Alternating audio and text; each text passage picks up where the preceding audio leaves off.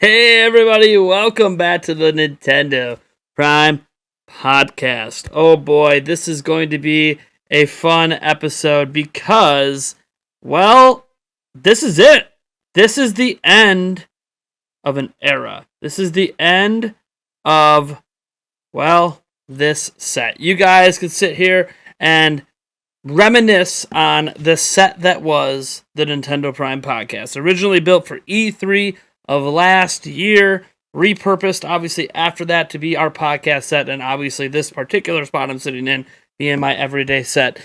You will still see this everyday set on my normal videos tomorrow and Friday, and then that's it. But when it comes to the Nintendo Prime Podcast, this is the final day of this set's appearance. So, rip, everyone. Can we get an F in the chat of the live for the end of an era? Next week, you'll obviously see the beginning of a new era. I hope. I hope the new set's ready by next week. We have some new floor coming in, and I'm not quite sure if this room will be floored yet. Should be. And if it is, literally the first thing I'm doing is getting the podcast set ready to go because we literally have a live show to put on. But that being said, how's it going, everyone? Welcome back to the Nintendo Prime Podcast. Obviously, you can tell we are missing someone this week. For the first time in 2022, Eric Moore is not here. He is on a work trip right now. I think he's in Milwaukee, to be specific, but I won't give you any more details than that. Don't go looking for him if you're one of those creeps out there trying to find it where he's at. Yeah, he's gone. So this is the first time in a long time I don't have my normal co-host, but that's all right because we have a guest who likes to talk almost as much as I do, if not more. And Mr. Andres Restart, how's it going?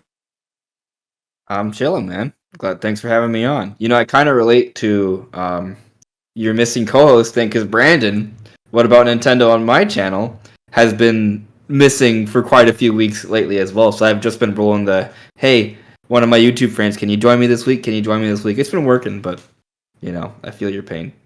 Yeah, no, it's all good. I think I was on your show, what, 2 weeks ago? Yeah, you were part of that assistance.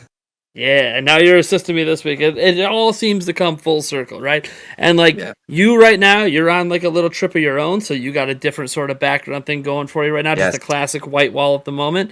But I mean, you're looking crisp, so that's great. And me, I'm bidding adieu to this and building something completely different that's going to hopefully blow your guys' minds. We'll see. Maybe it'll suck ass. I don't know. Guess we find out together, right? Find out, yeah. So it's fun. It's fun, like doing different kinds of sets, like just seeing different looks and things. It is, and in the new studio, there will be. It just got expanded to 3 different looks. There will be our normal standard podcast set that I might use for daily content, might not. I don't know. There'll be a completely different set that's replacing this section because the new set's going to be built over there. This section is going to be replaced with something else that's going to have like a neon sign in the background and some other crazy crap. I don't know. That's still being worked out. And we'll have a nice sit-to-stand desk that's going to be used for presenting like unboxings and other crap. And if I want to do any stand-up. And then, guys, you guys might not remember the old days. We used to use a green screen. There'll be a completely separate setup that's literally for streaming. And I'll be having green screens now, so I can green screen when I'm doing gameplay. I can also use it just to have fun. And then, obviously, I can pop the green screen up for Q&As and be sitting at my main computer, and you guys can kind of see like a general look at the background of the whole studio. It'll be kind of a neat little look at the whole setup, including a brand new camera coming specifically for that can follow me around, and I can wear a wireless microphone and do some really cool things on stream. So, yeah, be prepared, everyone. It's gonna be a crazy time here, and everything's being properly cable managed this time. I won't be tripping over 17 cords that are all over the place. Extra lights coming in. I think we might have accomplished the video wall, folks. We'll find out how well it works, but we might have the video wall that I've been dreaming of for years. So I'm just saying, we got a lot going on. It's gonna be fun times around here. Thank you so much, PayFat Purple, for that $1.99 quick where he says, the boys are back together. You know what's funny about that? I think one of the I have to go back and look. I think the first podcast we did on this set, you were our guest. So it's almost I fitting. remember It shortly was, before E3, you were doing a reboot of your podcast, yeah. and I So I we don't know if I was rebooted the the first, but I entire was one of them. podcast. Yeah, we rebooted the entire podcast last year, and technically the set used to that when we rebooted it was this here. So like we'd put the guest up on the TV, and then it was just this background here. And then for when we decided we were doing the E3 show, we expanded this way out, and then pushed the set out sideways, and actually made it look a lot cooler in my opinion. So and when we did that, I think you were the first guest we had on for that show, where we tried to still sneak the guest on the TV. Didn't really work from what we planned at that point, but whatever. Um, Things move forward. We're always trying to make it better. Like, I don't just do sets for new sets. I can obviously, we're getting new flooring in. Okay, so let's tear everything down and put it back the way it was. Sure. But this place is going to be gutted for the first time since I built the studio in the first place. So now's the time to change the vision and fix all the problems with this setup, such as the fact that my audio cut out right before the podcast was about to start and I couldn't hear Andres. So that's a prime example of something that will be fixed, and I won't need to worry about that anymore because I won't be running my audio setup off 3 extension cables. 3. As you can tell, there's some signal degradation there, and that sometimes leads to all the audio issues we have. So a lot of things are going to be changing. The room's actually going to feel a bit emptier, surprisingly, but more clean, more organized. It's going to be great. I can't wait, guys. We're literally going to be doing a 3-part video series on this. First part's going up, I think, Friday or Saturday, where we're going to be showing you what the studio is now. And then there'll be a second part showing us, kind of speed through tearing it down and new floor going in. And then showing you the concepts we have. And then the final video will be debuting the new studio, which I hope to have out Wednesday or Thursday. We'll see. It really all depends on how quickly we can get the flooring installed. Anyways, it's going to be a lot. So I'm looking forward to that. That's kind of my opening banter. What's been going on in your life, man? How you doing over there? Good. Just good. Just good. Yeah, like so.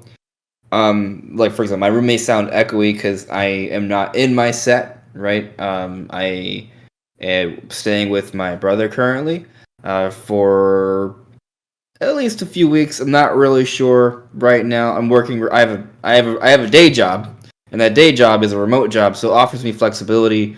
But basically, there's movement in my life. Not saying I won't go back to the other set, but there's just kind of like fluctuation going on right now, at least for the time being. Like there's a wedding and things I gotta be for and different stuff. So I'm gonna be here for at least a little while. So You got working on things this, going on, baby. People in your life. got things going on, right? So I did order like some foam pads. So hopefully will reduce the echo in this room a little bit while I'm here. And right as you were calling me, I was installing like an LED strip across. Yeah, you showed me that, yeah. Yeah, so that there's Technically, I that. can slightly see it. They can't see it because I have the full camera view of you. They only have the vertical slice, If so it looks I very can see a you little might- bit. A little bit. You might see a little tinge of blue if you look carefully. I can look. Yeah, at the actually, in camera a that little one bit. corner. Yeah. Oh, there it is. Yeah, as I say, you can slightly see it. Yep. It does mess with the lighting a little bit, but Yeah. the camera will adjust. That's okay. You're fine. Yeah, You're fine. I can always it'll readjust it'll it on my end. We're good. it's fine. I can move my camera too. Am I mirrored? So like if I move something to the left. I don't really know. I can't tell because I can't see any text on you to know if it's backwards It's or fine. not. We're good. Yeah. So the set stuff's going on, life stuff's going on. But still making the videos, still excited about Nintendo stuff, right? Like we got that direct, and there's still so much to sort of dissect. The way I do it, kind of do it like one sort of game by game or point by point sometimes, because sometimes one game could have multiple things to discuss or break down, right? Like we're just on the cusp of like Xenoblade analysis, right? Like we could dig deeper, Oh yeah, and they keep dropping little details almost every day at this point. Yeah. So there's that. I might talk about Splatoon, maybe. There's some stuff. There's this one thing for Xenoblade 3 that I need to do some more analysis for it. Right now it might just be more like pipe dreamy, me hoping, rather than it having something substantial to it. I could say it, but I don't even know if it holds any water yet, so I don't know if I want to like get people excited for nothing. But I'll just say don't be teasing. No teasing. Don't tease it. I mean, what I'm saying is don't mention it, then not say what it is. Like Yeah, you're right. I Okay. feel like So it's probably wrong. So it's okay. Caveat: fake news. Okay, now probably fake news. But hear me out. What if Xenoblade Chronicles 3 is going to have multiplayer in it, like co-op? Notice how if you look at the screenshots and the footage, it's not 3 characters running around. It's I had to count my fingers. It's 4. Isn't that interesting?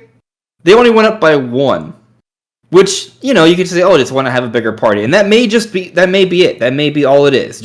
We have a slightly bigger party now. There's 4 different characters you can use. Technically, Xenoblade 3 had 6 characters running around, but they were blade driver combos, so there was 2 characters would actually be 1 character, right? It's always been kind of 3, a party of 3 on the field at a time. Xenoblade Chronicles 3, it appears that it's 4. Why is it 4? Is it 4 simply because they wanted to have a 4-party sort of combat system? Very likely. That could just be it. But 4 is, a more appropriate number for 4-player co-op, right? Like 3 is kind of awkward. 2, maybe. 4-player, there might be something there. Now, that alone might not be enough. That's why I said I want to maybe look more into this, maybe see if I can find some more evidence. But I'll say this. If you go back and you play Xenoblade Chronicles X, Xenoblade Chronicles X had multiplayer elements, and if it wasn't for, be it Nintendo's online server limitations or hardware limitations, I bet they would have loved for Xenoblade Chronicles X to be an actual online co-op kind of game. Because there were co-op elements in there, just not fully like all playable in the same world kind of thing. I feel like a spiritual successor or a direct successor to Xenoblade X probably would move in that direction. And when we're looking at Xenoblade Chronicles 3, it is kind of, story-wise, it's 100% a combination of Xenoblade 1 and 2. Like, that's just straight confirmed. The world is literally both worlds merged. That's what it is. It's a future connected. But if you look at the game, it does give you a lot of Xenoblade X vibes, like the scope. Yes, the aesthetic is obviously different, but when you look at it, there's something about it that definitely gives me X vibes that the other 2 games didn't do. So, it just kind of makes me think, like, maybe they are kind of going back to some of the X ideas as well that they want to fully utilize and implement. So, again, very surface level speculation. That's pretty much it right now. But speculation is fun. Speculation. What if it has online co-op like I'm saying? Be pretty cool. Again, probably not it. It's probably just 4-player party system that just, it's an additional character you can use on the field. But if it is, you heard it here first. It's good to dream. Yeah. It's good to dream. Yeah. Cool. So. All right, so how we usually kick off all our podcasts, and not just knows about at this point, we talk about what have we been playing lately, if anything. I'll go first. The typical. I don't need to mention it. I am in some Madden leagues, so I do play a few games of Madden a week, but I don't really count that. That's more of my let me just take a break for like a half hour from whatever I'm doing and just give myself that mental break, because a lot of games I want to play, I ain't just playing them for a half hour. I need to dive in. So I would say I haven't really played a lot lately, unfortunately. I've been getting a little bit back into Metroid Dread, just because I didn't 100% it. So I'm just kind of going back through that and trying to find some of the hidden things and hidden moves and stuff I might have missed. But honestly, besides playing a little bit of Metroid Dread, I really haven't been doing a whole lot of gaming. Again, obviously we have a massive remodel project going on that's not just for the studio. The studio itself is already going to be a huge project. That's like next week's project. The whole house is getting new flooring in it, so we have lots of stuff we've been doing. We've been gutting the house every single day. So I just haven't had a lot of time to actually game, and it kind of sucks because I think part of my stress levels at the moment are that I haven't been making sure that I play some games. Not because I feel like I need to, but because it's fun and gets me away from, like, as much as I enjoy YouTube guys and everything, like I college, work, YouTube, kids, it's like gaming's for me. Just for me. Like, I love YouTube, and YouTube's for me as well, there is that certain pressure. I got to get a video out today. I got to do a live stream. I got the podcast every week. There's like commitments to it because, yeah, the channel does make money. Still enjoy it, but also because there's a money aspect, there is a commitment level to it. That with games, I don't review games on the channel. I play games for me.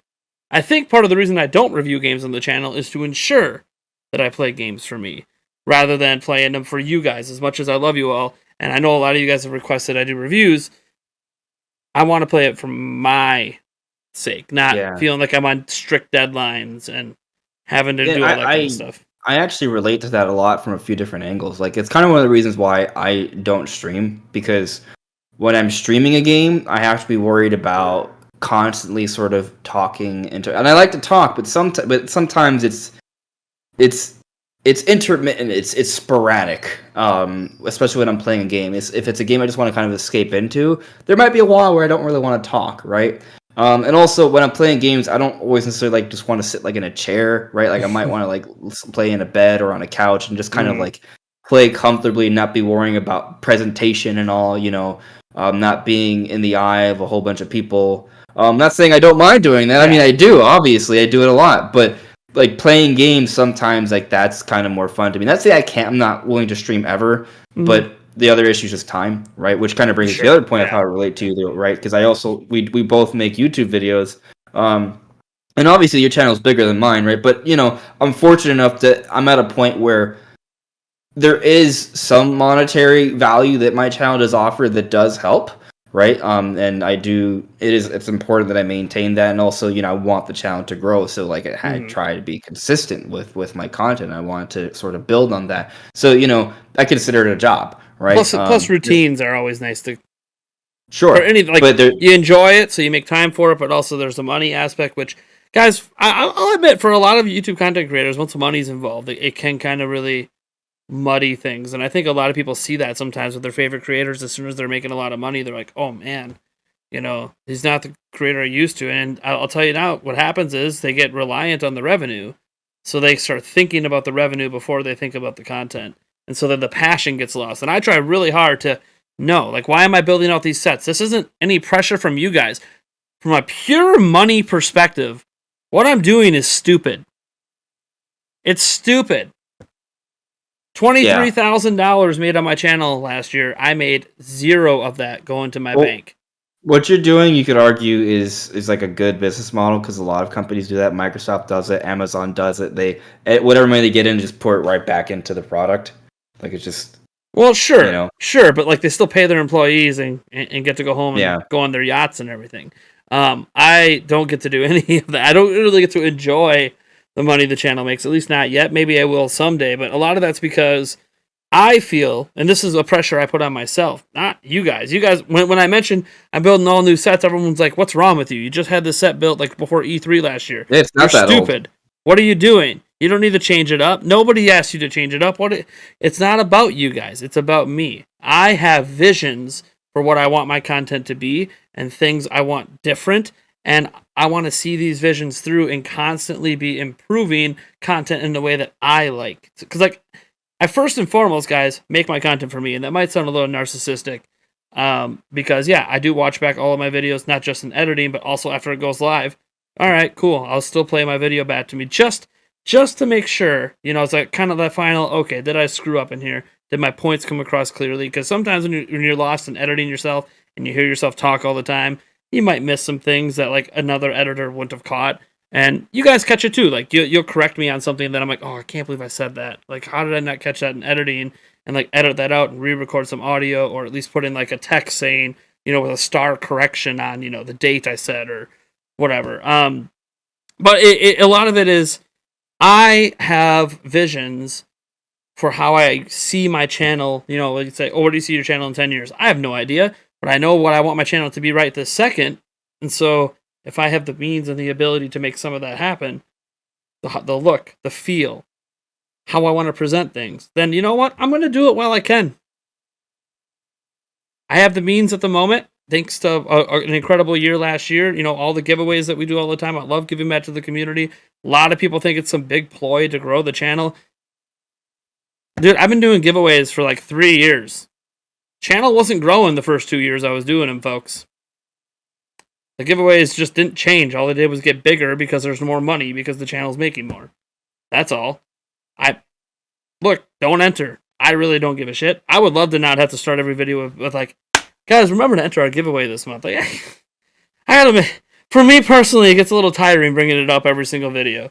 But that is why I've gotten really good at incorporating timestamps so people can just skip past that shit and get to, all right, here's what we want to see. We want to see what the news is. We want to see what his take is on this. We want and the other thing. And it's funny because we're going to talk about a take I have today that I don't know if I was someone afraid of growing my channel that I would have this take. And when people talk about all you care about is growing your channel, I always implore them to watch my videos carefully because I make several videos that make me lose hundreds, if not thousands of subscribers every other month. I could be at 100K by now if all I cared about was growing, guys. That's what I'm trying to say. I could be at 100,000 right now if I just wanted to grow. Yeah, if that was the only thing, well, first off, I wouldn't make gaming YouTube videos. If you're, I'd be on TikTok right now. Yeah, like just being a dumbass is the most important thing. Like you wouldn't make gaming YouTube videos. You would just make a whole bunch of tips videos for random things around the house. I guarantee you do that, it will grow. Actually, maybe that could be like a tertiary business idea. Anyway, like just kind of to speak more on it, right? Like, I do this as a passion as well, but it is kind of like a weird middle ground because it's like a passion meets business kind of thing, right? So there is like this balance that needs to be struck, and it gets challenging because YouTube's such a competitive field, especially if you're doing it in the gaming field. Because like, what are we? The top 1%, right? Like, I don't know what the numbers are, but it's very very competitive, right? And then you're bigger than me, but then like, you're also relatively small compared to a whole bunch of other content creators, right? Like, there's tiers to this, right? And then those content creators are relatively small to even bigger content creators, right? Like, technically, the biggest content creator is a gaming content creator, sort of. PewDiePie, right? Is he still the biggest? He's like still the most subscribed. Well, there was that, there was like that music video. Yeah. That's like a conglomeration of all the K-pop. They like own all the K-pop bands or whatever. So like, but as an independent, as an independent, PewDiePie is just, headed just way above everyone else. Like, so there's tiers to like, YouTube content creator size, but like, anyway, just kind of sticking to the point, like, there are things that I've done that absolutely weren't because I wanted to get views. Like, obviously, if you make something, you put your time into it, you want it to be appreciated and seen by as many people as possible, right? So obviously, people are going to do things to some extent for viewership. It's not like one or the other; it's a combination.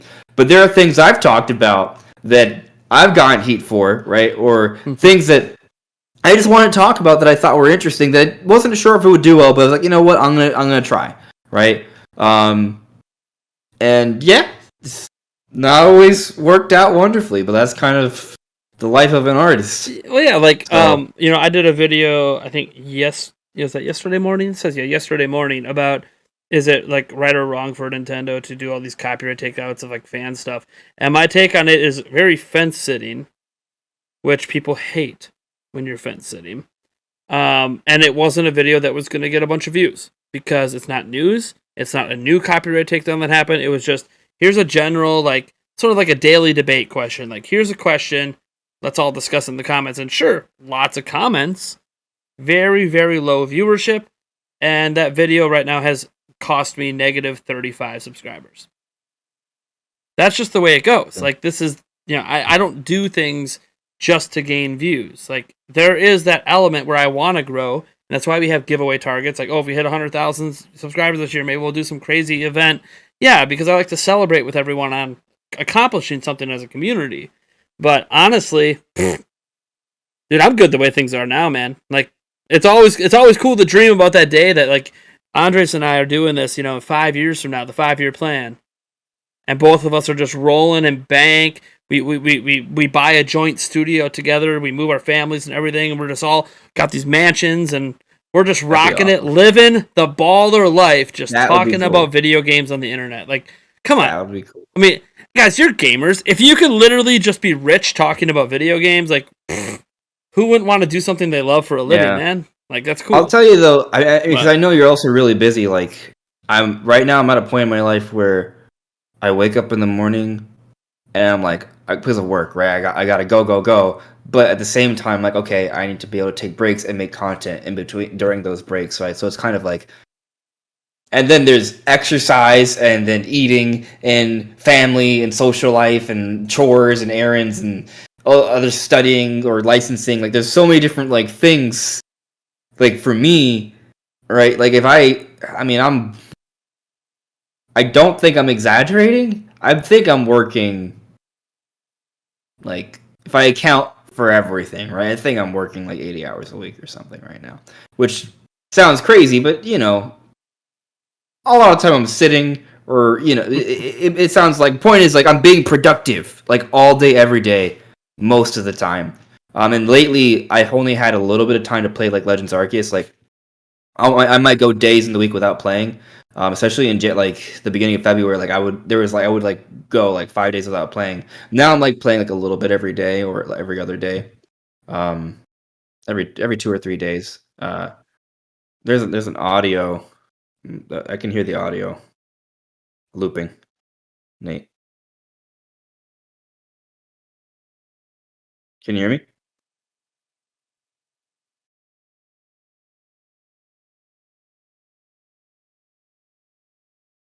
I'm I wasn't waiting. responding. Yeah, yeah, I was like, yeah. I'm gonna 'Cause I let him can't see. talk, and then I unmuted it over on my computer so I can kind of hear what you're saying. Muted my mic, and I was like, Yeah, okay, when am I gonna unplug and plug back in to get the audio back? Again, this is a problem the new studio should fix. I won't have this audio on all these extenders, and if the issue is actually this box that I'm using, I'll just replace the box. It is possible it's that as well, but the box is even going to be set up different because right now the way it's set up isn't good. It's upside down and the power cord's dangling off the back, and like this just isn't. It's not a smart way to set up your. Anyways, I think we should get into some topics, huh? yeah. So this Point first, is, content yeah, creation is fun, but it's work. yeah, both. It's both, and it's Yeah, work I like. And if I could just do this, if I didn't right. have to work another job, that'd be great. But You reminded me of my point, though. The point I was trying to get at was simply this: that I think you and I are so busy to doing so much all day, every day, that if we got to a point where all we had to do was just talk about games and nothing else, we might be like, "Oh, we got to come up with we need new hobbies," which is kind of exciting to me because if I ever got to that point, I probably I've got like. other hobbies, so I'm good. I mean, I have other hobbies, but I might do more. I might like, all right, time to learn Japanese. Time I to think the worry for me would learn. be okay. So in 15 years, when all my kids are moved out, all right. Well, now what? Yeah, yeah, That's more like it's like I have children, so there's no such thing as like if I'm not doing YouTube, I'm not playing video, I'm taking care of my kids all the time. So I have other hobbies. Obviously, I'm a big sports fan and all that stuff, and there's other things that I would probably get into that I enjoy doing. Like I like playing golf, believe it or not. I haven't done that in a while. My golf set is like collecting dust out in my garage the last 3 years. I'd like to do some more of that. We'll see. Maybe I get at it this summer. Maybe I hit the links this summer and see how bad I am as I shank everything into the water. That is what it is. I could tell you how I tried golf for the first time a few months ago, but I feel like that would derail this Yeah, no, it's okay. more so. All right. All right. So let's get into first off the main topic that people can see in the title, the big boy here. Kind of sort of what feels to me, and I could be wrong on this because to be honest, guys, I really wasn't making YouTube content in this gamer space during the Wii U era. I was busy working at Zelda Informer, a traditional website, covering stuff there. We did put out some videos on this channel, but I didn't pay attention to other video game YouTubers. I didn't really watch other video game YouTuber content. It's not what I went to YouTube for. That really started once I became what I do now, where I pay more attention to other video game content creators. Because again, busy. I had all this stuff going on. YouTube was just sort of a side thing to our main website. So I have noticed something though in looking back on the Wii U era, and I kind of knew this back in the day. Because obviously the big news was Nintendo lately announcing that, hey, as of March 2023, you can no longer buy games on the Wii U or 3DS eShop. You'll still be able to download them. There's some confusion there. They're not removing your ability to download your purchases. They're not removing your ability to play online. They're continuing that for the foreseeable future. No end date to that yet. Will there be an end date someday? Probably. But for right now, Nintendo has no end date for actually preventing you from downloading your games or playing them online. So they aren't cutting off those services, which Sony attempted to do on PlayStation 3, and that pissed a lot of people off, and then they reneged on that. And I assume if Nintendo attempted to do it on Wii U and 3DS, maybe something similar will happen. Lots of backlash, then Nintendo will go back. And what's happened in wake of this is, one, what I feel is some fake outrage. I saw some people legitimately, content creators, legitimately like jumping on this bandwagon of people being mad about this news and talking about the Wii U Virtual Console. And like, to be clear, I want to be perfectly clear about this. The Wii U Virtual Console wasn't good at all. It's the worst of the Virtual Consoles. It had GBA games. Less than 20. Most of them weren't very good games.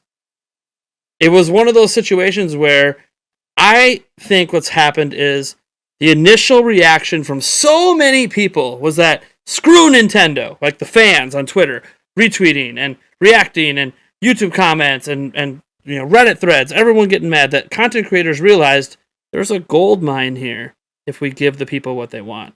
So let's outrage over this with you, even though, one, a lot of these content creators never even played a Wii U. Two, the focus is somehow on Wii U and not 3DS, the system that's actually more popular and legitimately more people have played in the first place. And three, I'm a little confused at some of the outrage as it stands, because the outrage seems to be a lot of it, screw Nintendo for removing your ability to purchase games. This is why piracy is a big thing. And I'm like, but you haven't been able to buy a physical, like brand new, still printed today, physical 3DS game in over a year. You haven't been able to buy a physical Wii U game, brand new, newly printed anyways. There might be some stores that have some old copies laying around, but, discount bins, in 5 years. They've completely discontinued, and this happens every generation. PlayStation 3 games, you can't go buy brand new ones. It's all secondhand market. But nobody gets mad when the physical games go out of print. They're only getting mad when you can no longer buy the games digitally, even though the digital purchases were available for significantly longer than the physical ones. Well, why do you think? I'm pretty sure I know the answer. Kind of just trying to steer. I think I know the answer. Steer your train of thought. Why? Yeah, you probably know what I'm going to ask, but why do you think Nintendo is shutting this down? Like, what is the reason for it? I have an idea, but I'm curious what you will probably. I think I know what you're going to say, but why do you think? I think it's pretty obvious. They look at the data and they're barely selling anything, so why keep it up? Right. Yeah, exactly. After a certain point, they see that they're not selling enough, so at some point, the cost of running it is more expensive than the money they're making from the sales of those games. And ironically, this announcement's going to make people spend more money now anyways over the next year. Yeah. So it's kind of... Yeah. Right. It's a 2023, right? It's not March of this year. Yeah, it's March 2023 is when they Nintendo, are... Yeah. Wait. I looked at the tweet, like, as you were talking. Dude, okay, so I'm just saying, like, Nintendo's giving us 14 months notice. Okay, 13 months notice of this. That's pretty good notice. Yeah. That's pretty good notice. Like, eventually they do have to stop. And the thing is, they're not, to your point from earlier, if you read the fine print, it's not that you can't, the games you have will no longer be usable. They still will. And you can still go on the eShop and download any game you've purchased. You can re-download them. Yep. Yeah, you just can no longer buy new stuff. So really, they're just, it is, there is a process here. What I think part of the issue, and I didn't really, to be totally frank with you, I haven't watched a single video or discussion of the backlash here at all. By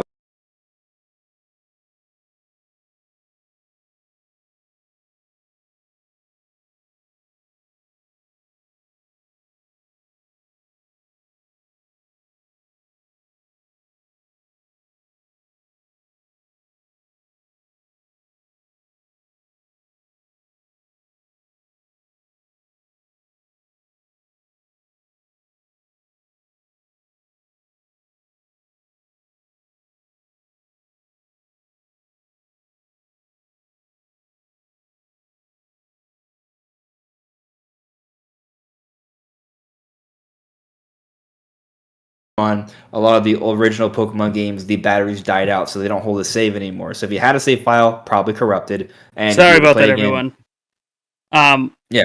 I accidentally pulled the power cord out with my knee.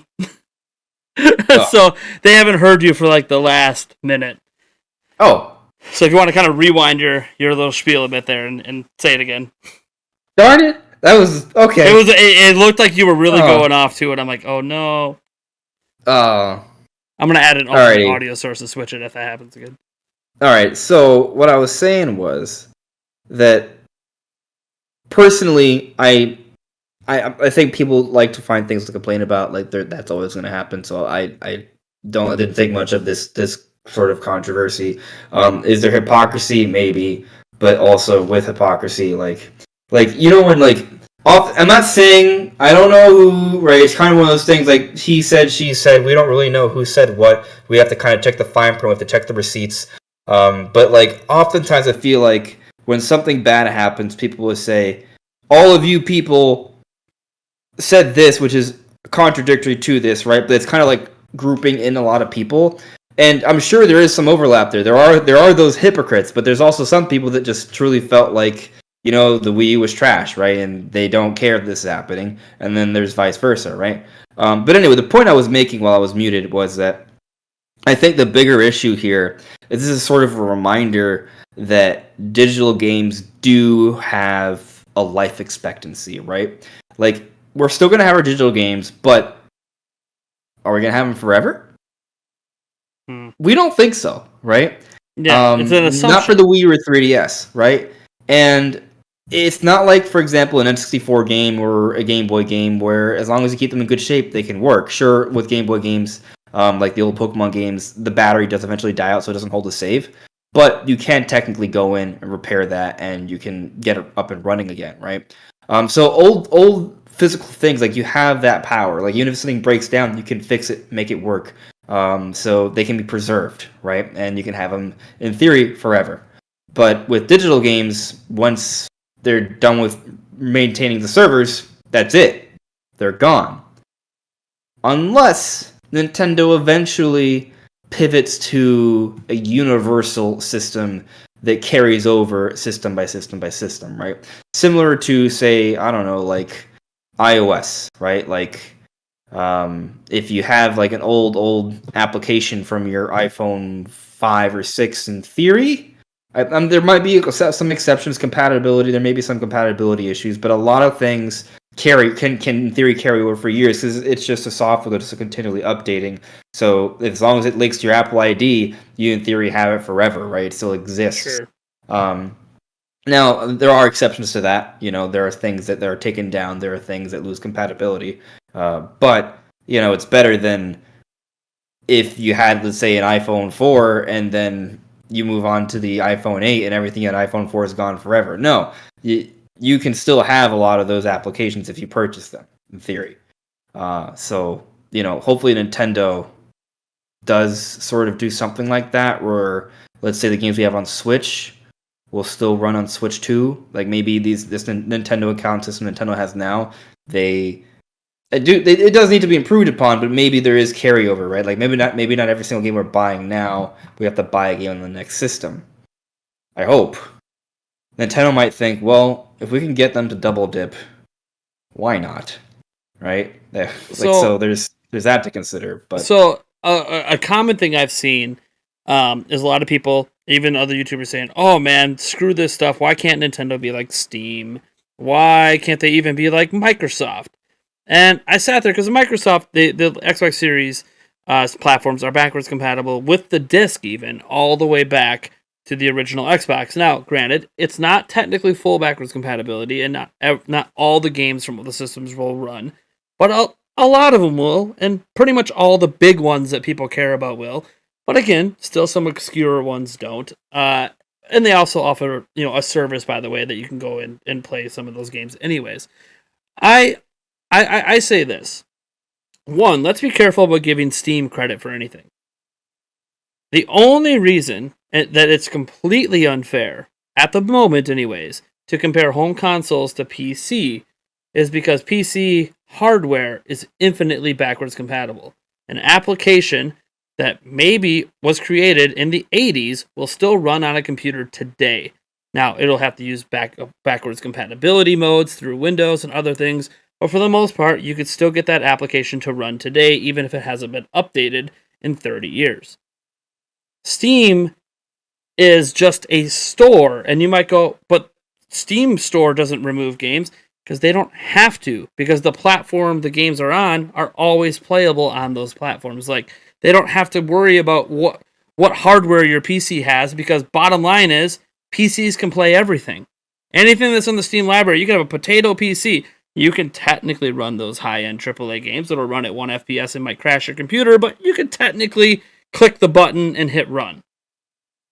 And you'll be able to do that for the next 50 years on PC, because the architecture and everything has stayed mostly the same. Sure, they went from the X32 to the X64, X86. There's been all that stuff in there, mixed in there. But bottom line is the core architecture, the ones and the zeros, hasn't really fundamentally changed. The kernels behind everything are still largely intact over all these decades of personal computers. So Steam, of course, why would they remove content that potentially might sell? They already have an active store. They're always adding new games, by the way, that help support the store.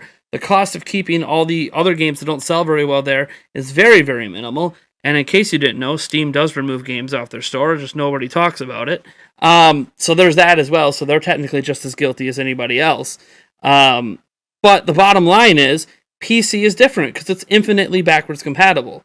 A lot of that's actually thanks to Windows, by the way. We could talk about Linux and other operating systems, but they can't even run all the games. Windows is really the one that made it easy to play all your old games, even if they're not compatible with new hardware. But Xbox is the same thing. The OG Xbox, back in the 2000s, was using off-the-shelf PC components. And they've basically been doing that every generation since. So guess how easy it is for Xbox to go, let's just be backwards compatible all the way to the original. Because it's PC architecture, and they're running Windows on their platform now. Xbox Series today runs Windows 10. It's Windows 10 they're running on that thing. They have a pretty different UI than your home computer. The backbone of it is Windows 10. I'll give you another good example. Backwards compatibility. PlayStation 4 couldn't play PlayStation 3 games. Why was that? Money, remasters, sure.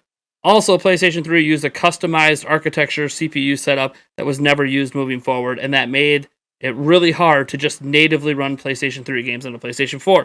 PlayStation 4 is more powerful. It's not just about the power, it's about the architecture it's built for. Nintendo, they've had backwards compatibility for a long time as well, right? At least to prior systems. At least what Wii could play GameCube games. Wii U could play Wii games. What is it? Game Boy, DS could play GBA. Obviously, 3DS could play DS. There's always been at least that one gen backwards compatibility, because the whole time Nintendo kept using the same architecture. They were using PowerPC, which, if you guys ever do research into PowerPC architecture, hasn't been updated since 1998. It's that old, and it isn't used by anybody. It's an IBM standard, hasn't been updated, so they've just been using newer IBM things held back by the PowerPC architecture, and Nintendo finally made a smart decision and said, we can't just keep leaning into this PowerPC thing. It's really limiting us. We need to go modern. In comes NVIDIA with the Tegra X1, the perfect chip to realize the Switch dream. Because technically, the Switch dream already existed with the NVIDIA Shield. Just didn't have the branding, name recognition, or the games to get that off the ground. So Nintendo saw that, They partnered up, and it made sense. Now, because of that, Nintendo... There are other things about the Switch that make it unique compared to the Yes, Nvidia. Like yes. it's more of a I'm talking seamless about the backbone transition. architecture when it comes to playing Sure. older Okay. games. Yeah. So like Switch can't just play Wii U games. Forget the fact that disc versus cartridge. Digital library, bring it on over. Everything released on Wii U has to be fully customized to run on Switch. Just ask Monolith Soft and the Zelda team when they spent a year porting Wii U version of Breath of the Wild to run on Switch, and still it ran worse than it did on Wii U at launch. Because it's not easy. They're completely different architectures. And so, yes, there's going to probably be a day where Wii U and 3DS, you are no longer able to download your games anymore. I don't know when that day is going to come. We all live in fear of that day because that's the day the outrage should be here. I think the outrage now is kind of fake, not just from a content creator perspective where content creators are bitching about something that they never even covered 7 years ago. They didn't care. They were all on the Sony train. They were all on other platforms. They weren't even covering Nintendo because nobody owned a Wii U. Guys, there's only 13 million Wii U's. You think any content creators were out there making a living covering a 13 million unit seller that nobody owned and nobody was looking for videos on? Maybe content creators that got big during the Wii era could maybe, kind of float, like Game Explained is an example. They got big during the Wii era. Okay, yeah, they could float around a little bit and kind of fudge things, and they're also heavily covering 3DS. You can actually go back and watch their coverage. Game Explained heavily leaned to 3DS during that era. Of course they did. That's where the audience is. But yeah, it's one of those, I see a lot of these videos bitching, and I'm like, show me, why don't you log in and show me your Wii U memories quick? Nintendo gave us an ability to go back and look. Conveniently, you won't show anybody your Wii U memories. Is it possible you never owned one? So you don't have any. Now, I'm in a weird situation. I showed some of my Wii U memories in a video today, and it looks really weird. It's like, oh, you only played for 400 hours, and you did 2... By the way, there's something weird with Netflix going on. Every person who's logged in and saw the Netflix hours are like, I never even watched a single episode on Netflix. So some sort of game is bugging out in their backend system and appearing as Netflix for a lot of people. I don't know what's up with that, but yeah, it shows me that I played Madden 13 and NBA 2K. Yeah, it's because I don't have access to my original account because it was a Zelda Informer business account and the email attached to it no longer exists, so I can't log in. Sorry. So, people can call me out if you want. I really don't care. I got videos on this channel showing me playing Wii U games. So you can just go back and watch those videos if you want some evidence. I just think that a lot of this outrage, while it is a theoretical outrage, it's a theoretical, I'm mad because I just got reminded that Nintendo has eShops running on these platforms that we're no longer going to be able to buy games for, that we weren't buying games on anyways, and the thing we're actually mad about hasn't happened, but we just presume it's going to happen someday, and it probably will. And at the time that happens, well, I'm really angry about that. It might not happen for 5 years. It might not happen for 10 years. We don't know when they're going to cut it off, when you're not going to be able to re-download it anymore. But my point I made in my video today is, why don't we get as angry about the physical games? Oh, because if you break your physical copy, you could go buy a used one? Sure. Usually at extremely inflated prices. That's not exactly consumer friendly either. Go ahead and, oh, did you lose your copy of Turtles in Time for the Super Nintendo? Why don't you go ahead and see how much it costs to just buy a copy for the Super Nintendo? Significantly more than you paid for it back in the day. Because they're harder to find. Now, some games are easy to find, like Mario Bros. For NES. Cheap as hell. You can find, there's so many of them, you can find them pretty cheap. But bottom line is, your hardware, I have a feeling, is likely to fail before you need to really worry about this. Nintendo hasn't taken away your ability to get your games. I understand some games may be lost to the annals of time because they were only ever digital only. And to that I say, well, then get mad at the publishers that decided we weren't going to release physical versions of our games. Because they didn't give you an option to get it the way that you want. By the way, I'm not saying the physical games are a bad thing. I love physical games. It's more so, I almost feel like we're being unjustly unfair to a digital world, in this case with Nintendo, that hasn't happened. They're getting the PlayStation 3 style outrage when they aren't doing what they were trying to do with PlayStation 3. They're just saying you can't buy games anymore. Okay. You weren't buying them anyways. How many of you even own a Wii U that's bitching about this? Now, you might own a 3DS. That's fair. But also, when's the last time you bought a digital game on 3DS? So what does this news even mean to you? What does it even mean to you? It triggers something in your head to think, okay, this is step one. Step two is I can't download it anymore. Sure. But if they're still supporting game downloads and online play, which is free, by the way, on Wii U, a platform they killed before Switch even came out, just totally killed it and stopped making it. Like, they had a whole holiday season where Nintendo did not have a home console to sell. Can you guys believe, like, literally a whole holiday season, no home console to sell at all. You know what they had instead? The NES Classic. And you know how many commercials for the NES Classic existed that holiday? That's how Nintendo made money to replace the lack of having a home console to sell. Nintendo very strategically They've come out in back-to-back years. Was it SNES Classic 2016 and NES 2015? Yeah, something like that, yeah.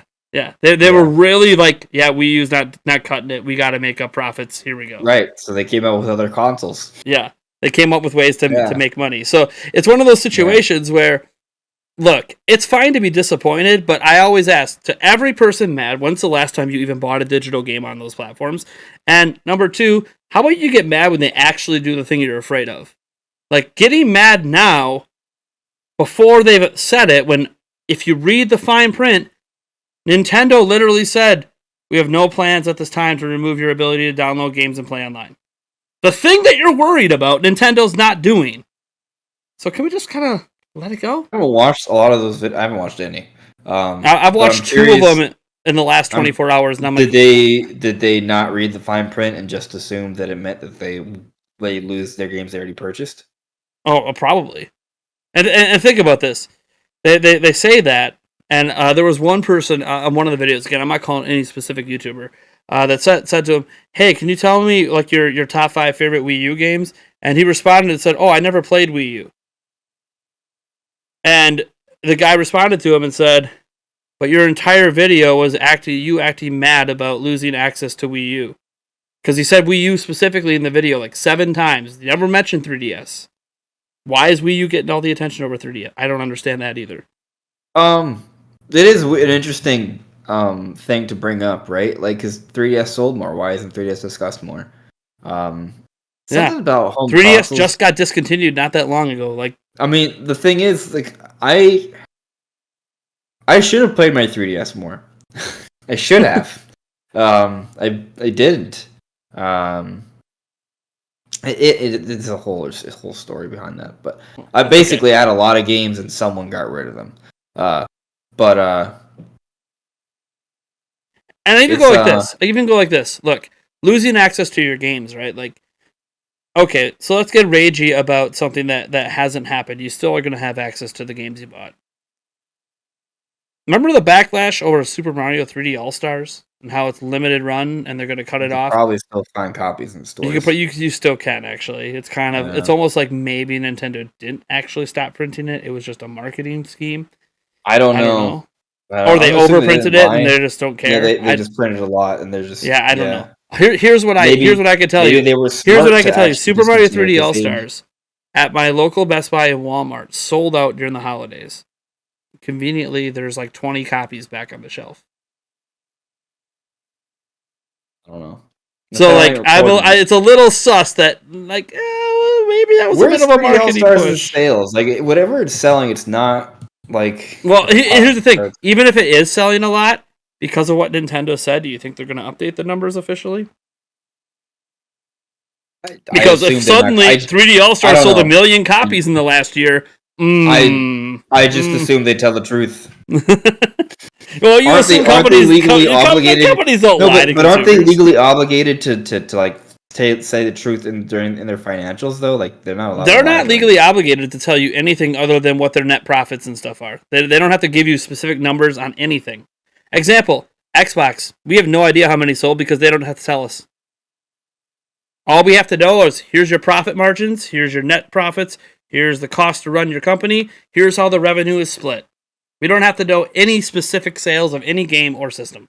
It's not actually a legal obligation. They just do it. Someone at GameStop would be able to verify if 3D All-Star copies are still being shipped in. Yeah, I mean, you could ask a GameStop employee or something or a manager that might know. I'm not. By the way, I'm not saying that 3D All Stars is still being printed. I have no idea, but there was a lot of outrage over that. And here's something we could factually be really mad about that you can't play anymore. Mario 35. They pressed delete on that. Literally, They actually put out a tweet telling you how to delete the game because you can't even play it anymore. People got mad about that, and guess what? They moved on. They sold tens of millions of more Switches, hundreds of millions of more games, and they don't really care. One thing to consider, what if 3D All-Stars, they intended on discontinuing it, and then when they saw the sales, they didn't. And they just didn't announce that they would continue it. They were just like, oh, people want it? Well, I guess we'll make more. Like, what if it's that simple? And they just didn't make a big announcement about them shipping more. Mm-hmm. I don't know. I don't really care. It's just, whatever. I got 3D All-Stars. I'm happy. Yeah. But and here's the thing. Like, we get upset about that generation. And I was actually going back a little bit to the Wii days. Because obviously the Wii had digital purchases as well. It wasn't like it started with 3DS and Wii U, right? And they had an update back on, they closed the Wii Shop channel on January 30th, 2019. It's no longer possible to purchase new content from the Wii Shop channel. For the time being, you may continue to re-download your content. Now, I don't know when. It's just been updated at some point where you can no longer download it anymore. Because the last date of purchase was 2019. January 30th, 2019 is the last time you could purchase anything on the Wii. And if you think about that, was 13 years after the system came out. That's still quite a long time to buy games for one platform. And I don't know, they do say in here, we will remove the ability someday, but there doesn't seem to be a date listed. So you might still be, I should go check. I have a Wii upstairs. I should go check to see if I can still download my digital games at all. Because it's interesting, because like here, when they announced, this is the announcement post right here, that we are going to be ending the ability to purchase games digitally on Wii. It says in their announcement post, we are also going to end your ability to re-download the content someday at a future date. The announcement this time is, we're ending your ability to purchase digital games and add digital currency. However, you can still play your games online and download them for the foreseeable future. Which doesn't sound like Nintendo's planning to shut it down anytime soon. Like, this could still be a decade from now and you can still be able to re-download your games. Like, at what point do we get upset about it? Because I will say this. In giving us a year warning, one, if there's any games you ever thought about buying that you didn't, or you hoped would come to Switch and didn't, you can go buy them still. Two, you know how easy it is these days to modify a 3DS and Wii U to just get all your game files and all your files off of it and just offload to a PC? It's extremely easy these days. So they're also giving you time that if you want to go ahead and back everything up, you can.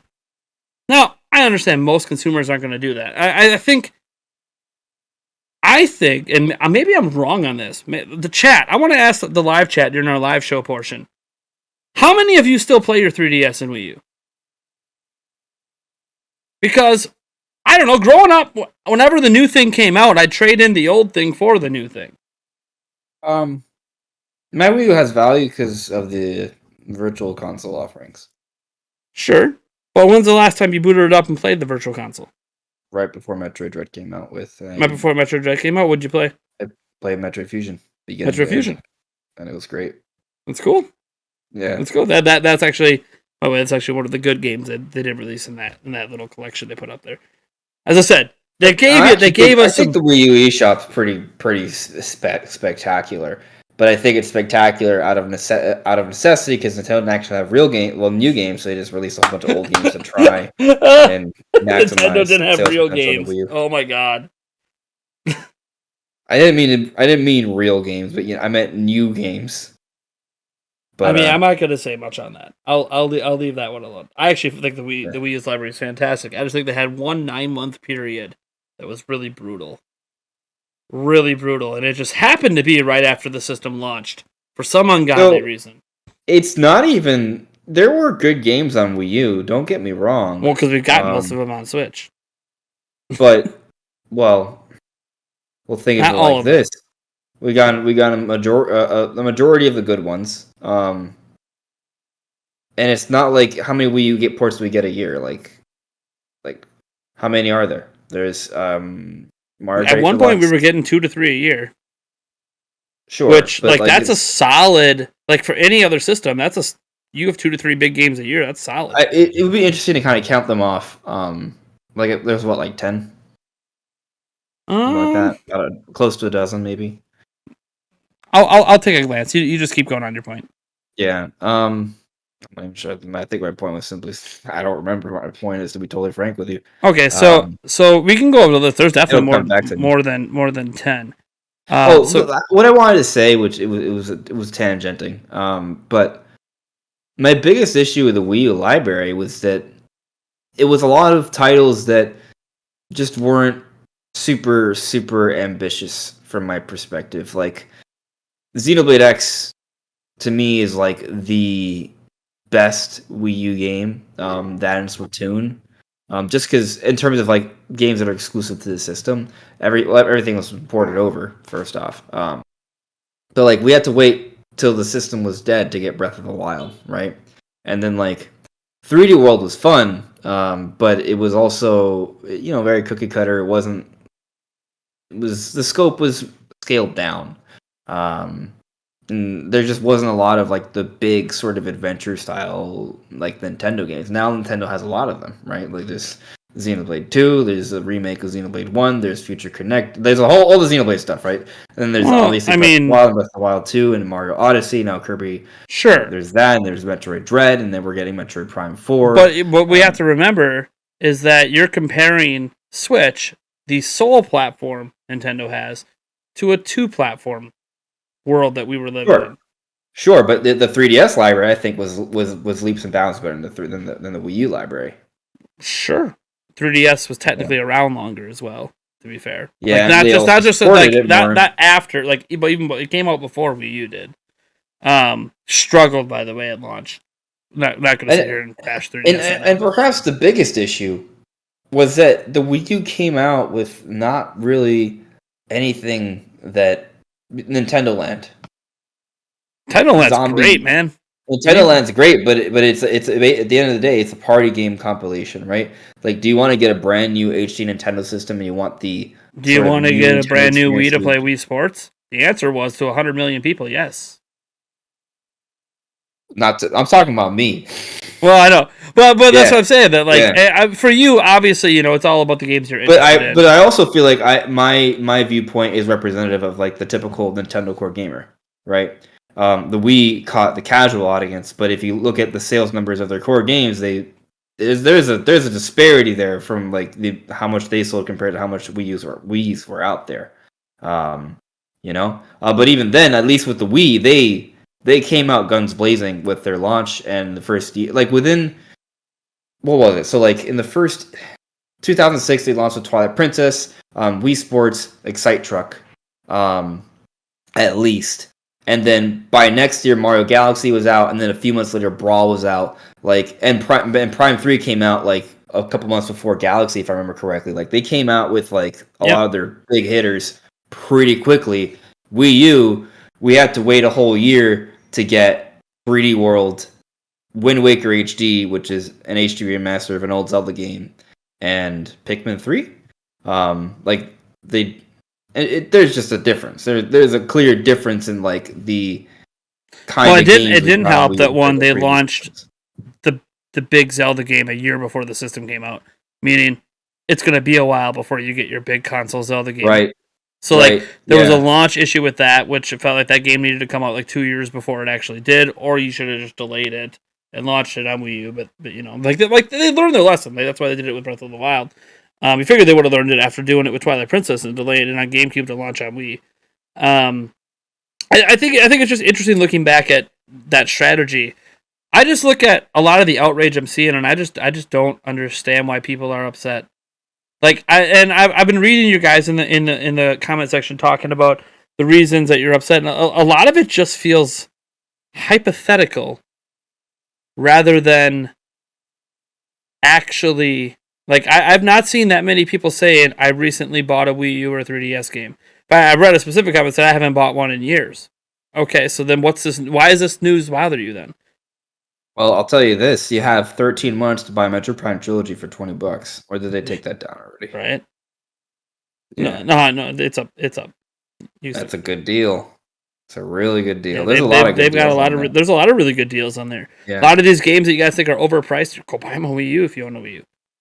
Problem is, you probably don't own a Wii U. In fact, there's so few Wii U's. The secondhand market for Wii U's is kind of expensive. It's a little interesting. It's not crazy yet, but it's going to be. And the secondhand physical game market's going to go insane. That's one thing I can understand being upset about. Yeah.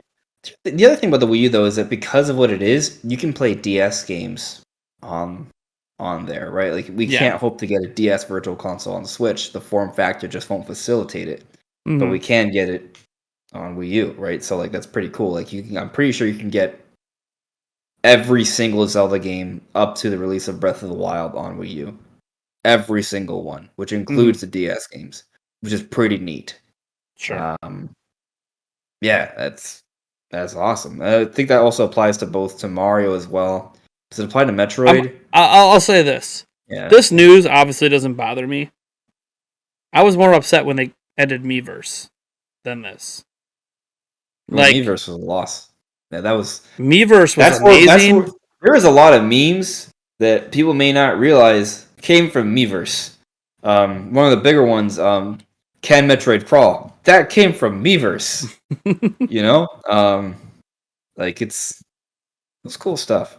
Yeah, dude, Miiverse was great, and that's what I missed the most from that era, even when they added the 3DS, although I would argue it was completely unusable if you didn't have a new 3DS. Still, it was a really cool thing from that era, and I was more upset when they got rid of that, because right now, the thing to be upset about to me is when if Nintendo, we all presume it'll happen, we don't know when, removes your ability to re-download your games. And until they do that, I don't really think that this is worth getting mad about. Every system from Sony, Microsoft, and Nintendo at some point cuts off your ability to buy digital games. This isn't new. We've been seeing this for 20 plus years. Why are we acting all ragey about it now? I think it's all, to me, just about it's a hot trend and we all want to hop on it. Because it's fun to be mad. It's cool to be mad. I don't understand that culture because I'm someone that doesn't like to stay mad about things. Like if I don't like something, I kind of say it and then I try to move on.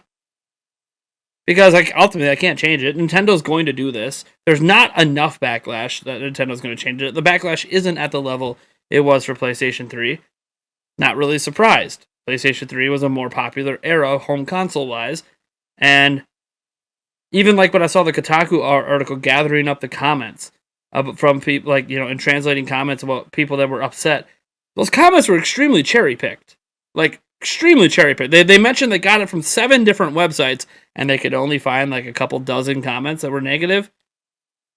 I don't think the general backlash is really that bad because bottom line is their audience is much bigger and much more active today than it was during that era.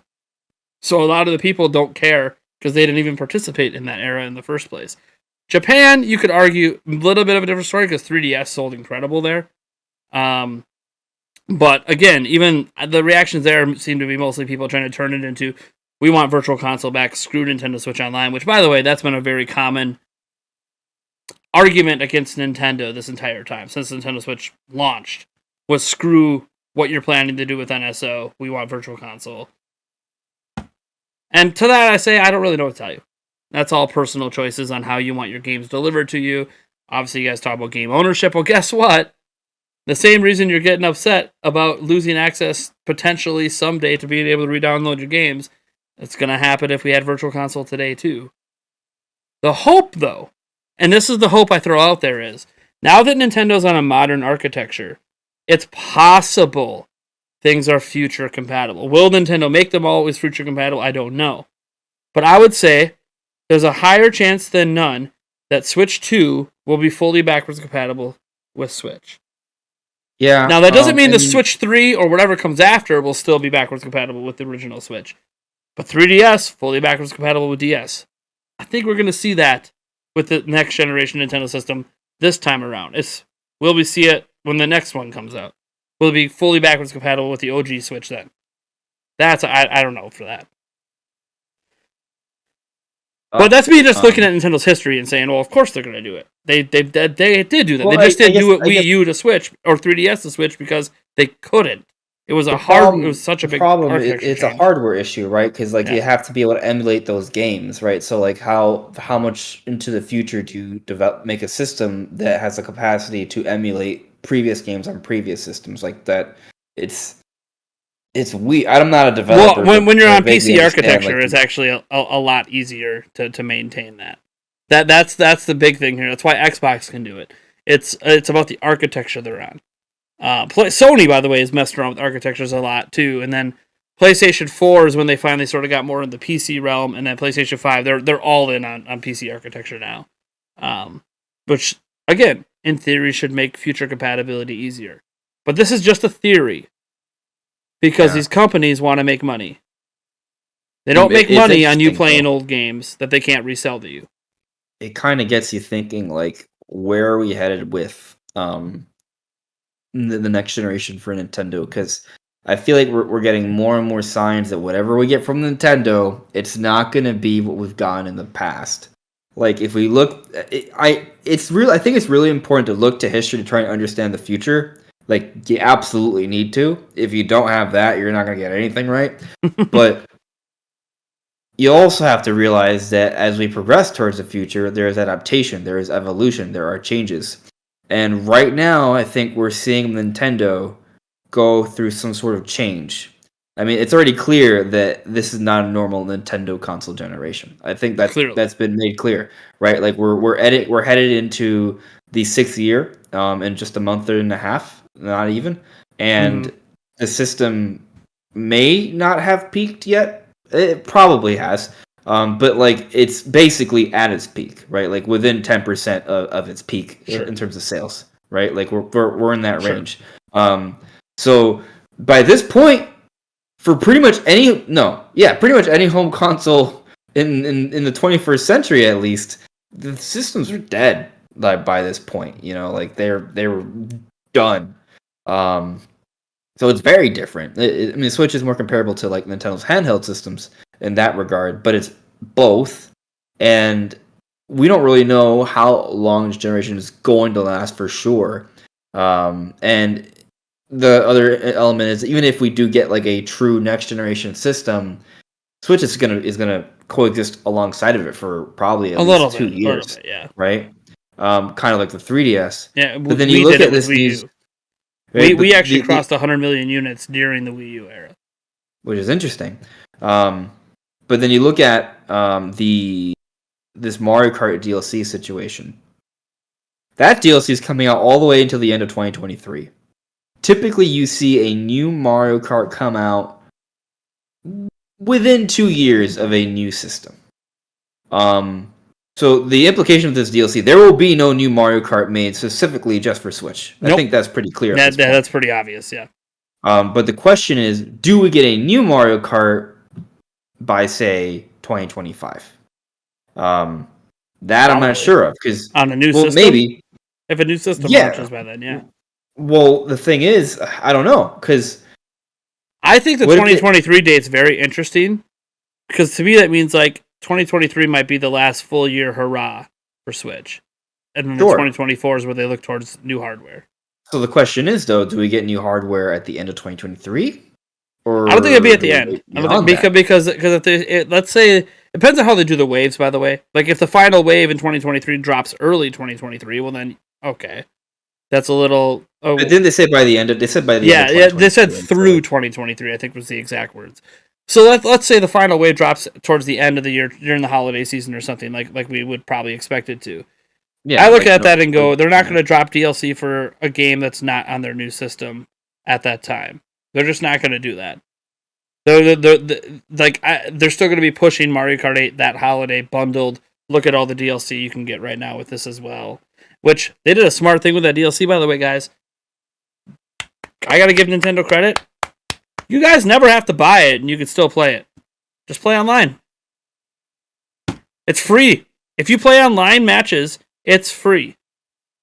You're only paying so you can play it locally.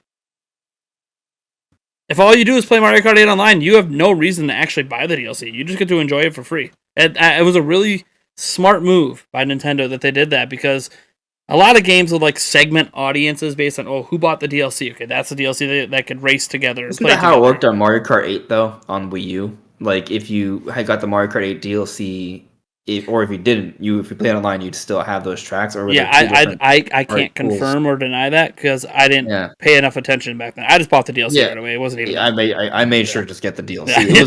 There was Zelda stuff in it too. So like it was like $12 for what 16 new tracks, which is like a lot. It was really good pricing. People used it as 4 cups, right? They used that and Hyrule Warriors as examples of how DLC should be done. Because of the cheap price and how much content you got compared to other companies. And then now we're getting this pack, which is 25, but it's 48 tracks. So like it's technically an even better deal. Yeah. If you look at it like that. Although the initial Mario Kart DLC on Wii U had like new characters and stuff too. Yeah. And we don't have that this time around. New characters and they were also new tracks from different Nintendo universes. These are like just remade tracks. And from what we've seen, I do agree with you that visually it's a little bit.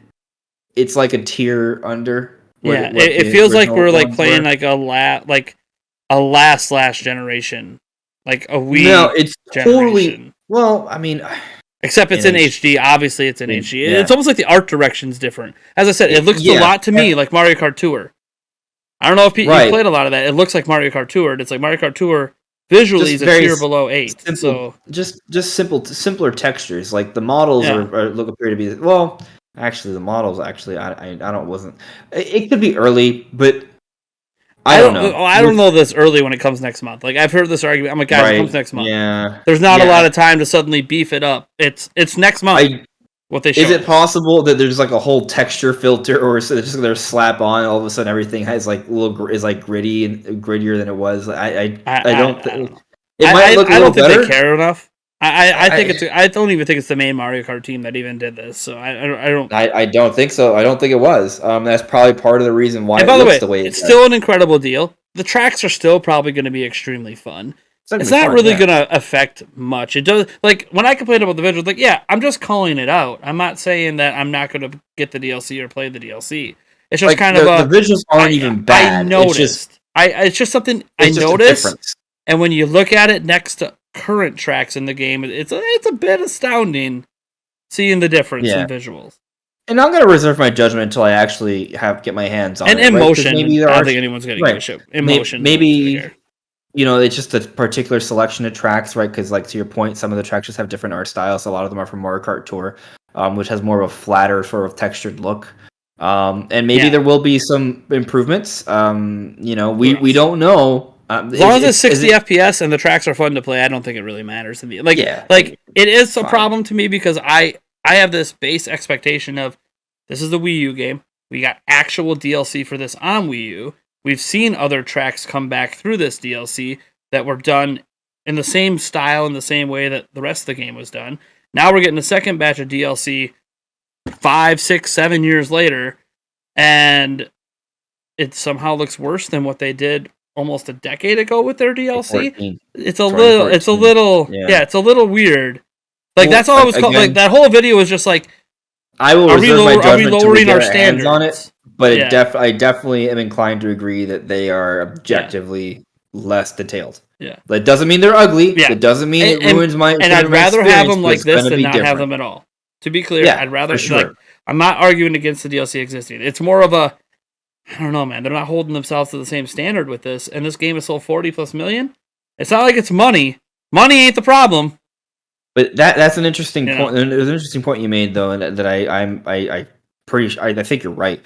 I don't think the Mario Kart team made these tracks. Yeah, they had someone else do it. Yeah, I mean, it's another.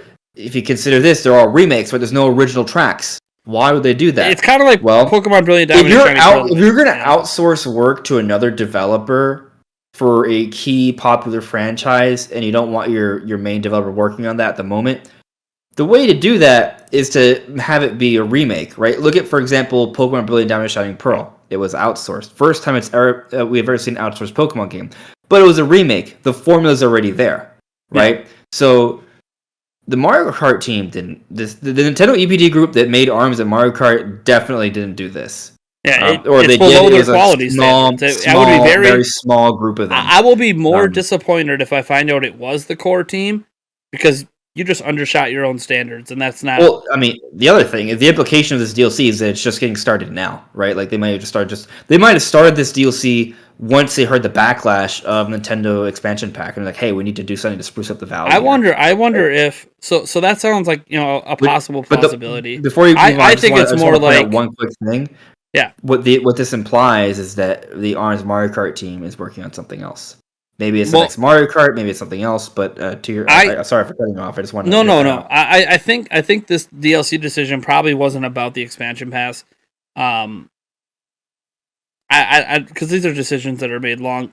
Like the expansion pass was just launched not that long ago. I don't think they just made the decision over backlash. I will say that they likely looked at the timetable and said, okay, this is the best-selling Mario Kart game of all time at this point. When does it make sense for us to launch Mario Kart 9? And if we're not going to launch it on this system, which they could have launched it this year, and it would have sold really, really well, but then it wouldn't also have 7 years on the market. So if they go, when does it make sense to launch Mario Kart 9, 10, whatever? When does it make sense to launch? I'm saying 10 now, because I was on the Mario Kart 9 boat, because Tour, and they're including Tour as like a core game, and the tracks being added, which makes you feel like that was Mario Kart 9, yeah. Right. But whatever. The next Mario Kart game, like when does it make sense to launch it? I've always said they can still launch it. And then they go, we could, and it would do well. Or, hey, Mario Kart always does well. What if it's ready year one for our new platform? And until then, because this game is selling so well, let's just drop DLC for the rest of the duration of Switch's life. Oh, but at the end of the day, it's gonna have 96 tracks. I know. When they come out with the Mario expectation Kart 10, for the next one. How do you follow that up? Maybe you include everything. How do you follow it up? The team that made ARMS/Mario Kart's just been working on Mario Kart 10 this entire time, and they're going to launch it with 100 tracks. It's the 96 tracks, the 48 new tracks with. I guarantee there'll be more tracks, more playable characters, more karts, and more modes than in Mario Kart 8. I don't think Mario Kart 8's the peak of Mario Kart. Maybe I'm wrong. Maybe it ends up being the peak. It happens. Smash Ultimate is clearly the peak. Sakurai's made it very clear that there probably will never be another Smash game like Ultimate for the sheer amount of characters, content, stages, etc. And we don't know what Smash looks like after Ultimate, and I don't think we're going to know for a while.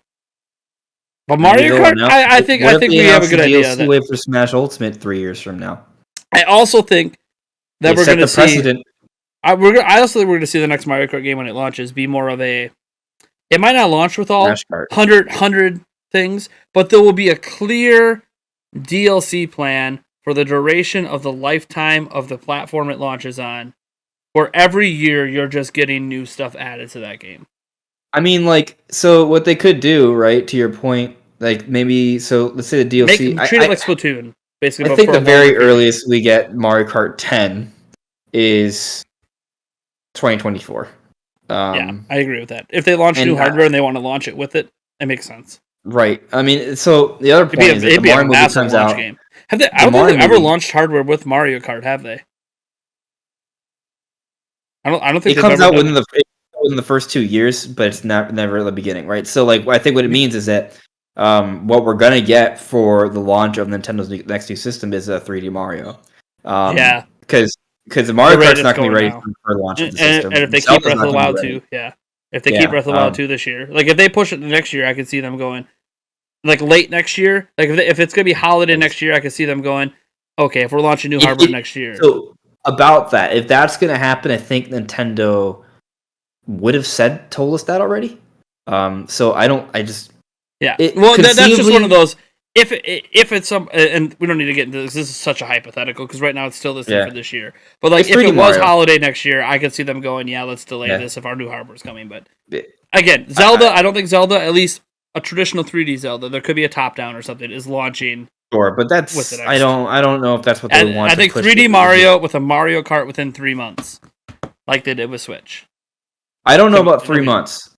But the thing is, there's so many variables that depend. Like, yeah. And we don't is know the what that Switch team's doing. 2 What is have the they been doing Switch since 2 going to ARMS? be like? What if Switch 2 is it feels like a mid-gen refresh because it's forwards and backwards compatible, but it still runs games better Yeah. from a graphical perspective, has a better operating system, Yeah, I hear you. and it'll have a longer lifespan. But eventually, like base Switch games will phase out after a few years. Like they won't be compatible with newer, like kind of like Game Boy to Game Boy Color, Sure. but like some more sizable jump.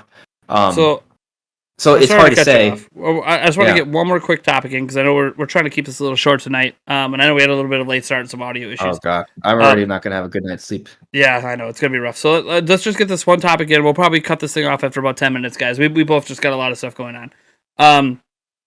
I want to briefly talk about the news that was discovered today about or I don't know, within the last 24 hours on Nintendo Switch Sports, and I'm not talking about the fact that the public test.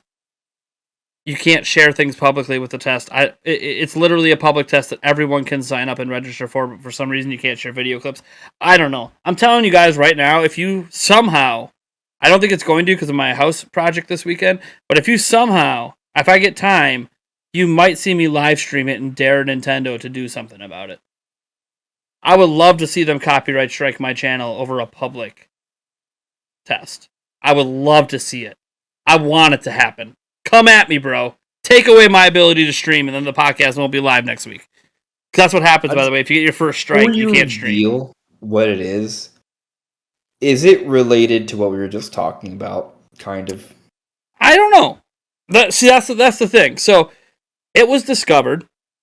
This isn't speculation.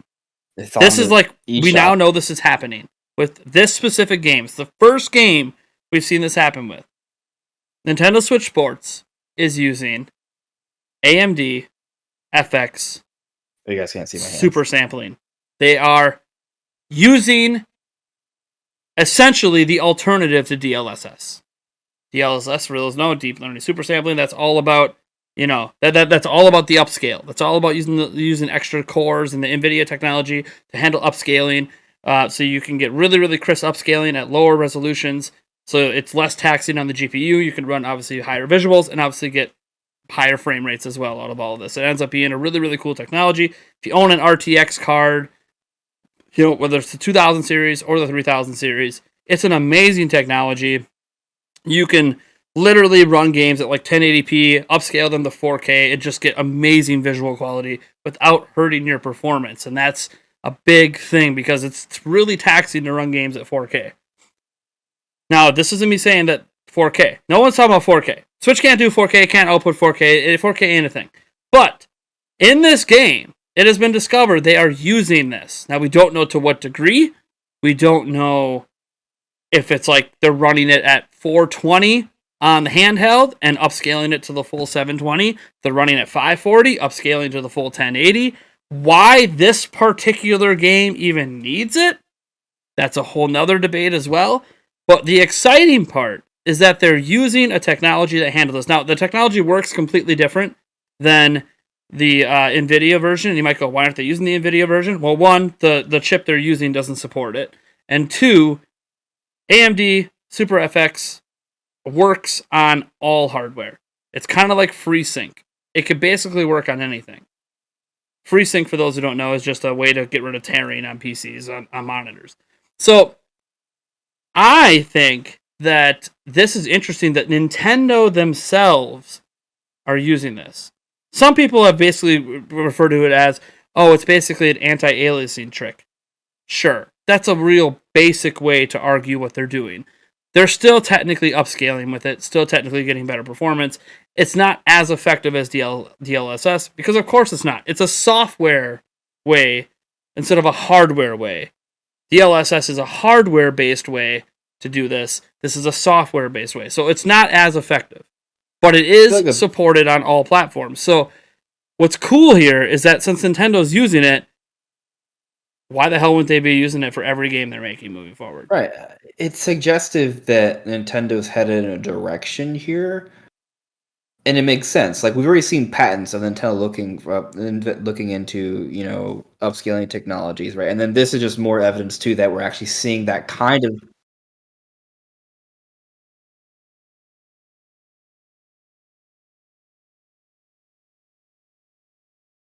is the auto off again? Was there an audio issue again? Oh, okay. Oh, okay.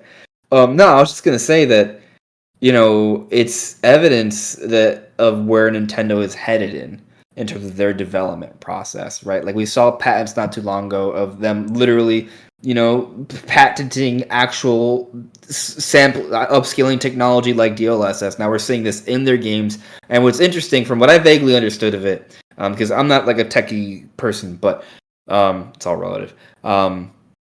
This we're seeing this in certain engines or software that Nintendo would use for their other games too, but it's more of a recent addition to it, from what I understand, and from a very basic Yeah, layman terms we perspective. can get all technical into it. There's a lot under the surface, but I'm But not the an point expert is, on it. though, So the implication from what we're seeing is that this is being used in a way where it's suggesting that other Nintendo games in the future may be using something like it too. yes. So what we're seeing here is a trajectory, right? The patents, the rumors of the Switch Pro and the DLSS technology, it all kind of comes together, right? And when you think about it from a logical perspective, this is the direction Nintendo needs to go because they're all in on the hybrid format. With the hybrid format, if you want to have any semblance of competitiveness.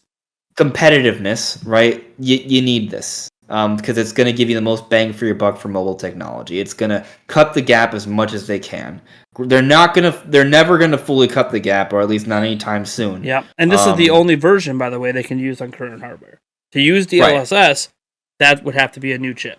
If anything, what it's doing is just like not saying they won't use like Nvidia's DLSS technology. Like they maybe Yeah, it try and depends on come what up they with use in some their sort of next system. adapted version of that in the future. But it's at least having their developers get used to that style of development, right? Mhm. Are you developing in mind with maybe targeting lower resolutions for better performance, but with this technology, they can still get those higher resolutions?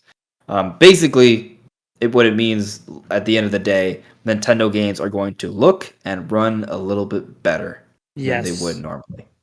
And that is So, exciting for a yeah. number of reasons.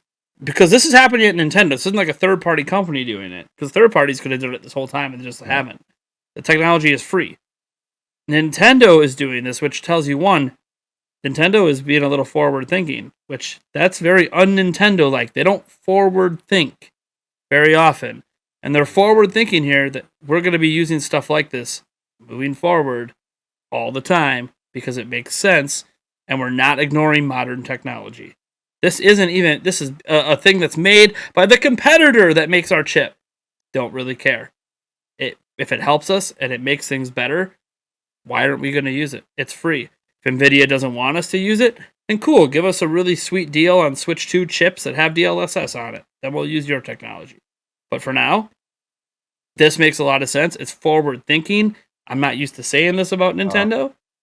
And I it's don't know not something they would how ever late it was in the advertise chat, because it doesn't but make Nate, sense to advertise this because guys it's in the not as chat, can you good. guys hear Nate? Yeah, I they just can saw hear me her. now. There was a Okay, moment they couldn't. I already fixed it. okay, Yeah. all right. Sorry. So I think that this just is nothing but a positive sign. All future games should run a little bit better, a little bit crisper, might look a little bit smoother. Maybe anti-aliasing doesn't look as bad, and people might start notating that as we get to the end of the generation, going, "Man, this game just look a smidge better." Huh? We thought Switch already peaked with Doom Eternal. Weird, weird. And I know it's a weird example, but it's that Doom Eternal pushed the hardware pretty much as far as it could go. So it's one of those, but yet somehow things still look just a little bit better. Interesting. So it's just fun to me to see Nintendo being this forward thinking, especially with such a simplistic title that they probably could have easily got away with not using it on, but they decided, hey, this is a new game that we've been developing, probably in the last year, maybe two, and guess what? Our internal teams are using this for games we are newly developing. it's only going to get better from here. The more experience they get with it, and the better they get with developing using it. Again, it's just a software trick. It's not going to be as good as what we were talking really about. clean though. It's a it does. Like, it looks clean. It's very clean. It's aesthetically pleasing. And I'm sure it runs at 60 FPS too. Like I'm sure the frame rate's going to be super stable. Like, I'm actually really excited for this game. I'm really excited for this game. As long as the gameplay holds up, and that's always the key. What made Wii Sports work? The gameplay it worked. They nailed it. Right. Well, I mean, that's kind of what this is. Like, if the gameplay is not, this is. Yeah. It's like it could look great and be really exciting, but then if you go bowling and it's really not that responsive, because remember, there's no IR sensor, so they're relying just on gyros. And if it turns out it doesn't actually control that well, that's going to be a problem. But I think this game might be the best-selling casual game on Switch. Depends on what you consider casual. Sure. Mario Kart being bundled every single holiday kind of feels like a casual game. Well, let me define. Okay. The fitness boxing. Ring Fit Adventure, Nintendo Labo, Game Builder Garage, and there's another one. Like, Nintendo has one of these come out every year. There was another one. 1-2 Switch was the first one. Yeah. Of all those games, I believe Nintendo Switch Sports will reign supreme. And it's going to be awesome. Ring Fit's the biggest of them all, I think.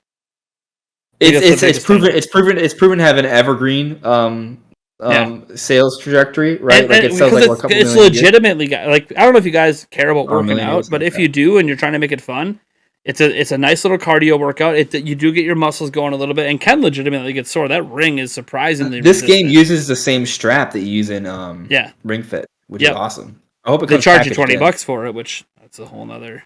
Oh, you have to buy it separately. Oh, but I have no. If you buy it digitally, it's $40. If you buy it physical, it's $60, but it comes with the leg strap. So basically, you're paying a $20 tax to have the leg strap.